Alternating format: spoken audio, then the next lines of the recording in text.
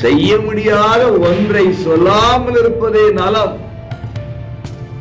சொல்லிவிட்டு செய்யாமல் இருப்பது பாவம். நாம் பூரணம் உள்ளவர்களாக மாற வேண்டுமானால், பூரண புருஷர்கள் என்கிற அந்தஸ்தை அடைய வேண்டுமானால் சொன்னவைகளை செய்ய வேண்டும். அன்பு உறவுகளே, இரட்சகர் இயேசுவின் நாமத்திலே மனதார வாழ்த்துகிறேன். இயேசப்பா உங்களை ஆசீர்வதிப்பாராக. யாக்கோபு 3:2 ஒருவன் சொல் தவறாதவனானால் அவன் பூரண புருஷனும்.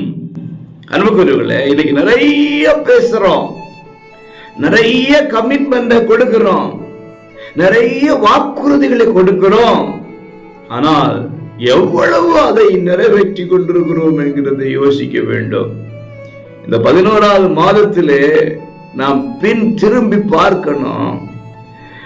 ஜனவரி 1ஆம் தேதி ஆண்டவருக்கு எத்தனை வாக்குறுதிகளை கொடுத்தோம், அல்லது பிறருக்கு நாம் எவ்வளவு வாக்குறுதிகளை கொடுத்தோம், செய்தோமா, நிறைவேற்றினோமா? நம்முடைய சொல்லு செயலில் வெளிப்பட்டிருக்கிறதா? சொல்லிவிட்டு செய்யாமல் இருப்பது பாவம். நாம் பூரணம் உள்ளவர்களாக மாற வேண்டுமானால், பூரண புருஷர்கள் என்கிற அந்தஸ்தை அடைய வேண்டுமானால் சொன்னவைகளை செய்ய வேண்டும். ஆக நம்முடைய வார்த்தையை கர்த்தர் கவனிக்கிறார்.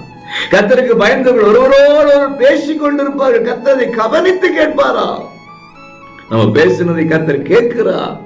அதன்படி செய்தால் அதற்குரிய ஆசீர்வாதத்தினால் கர்த்தர் நம்மை நிரப்புவார், ஆசீர்வதிப்பாராக.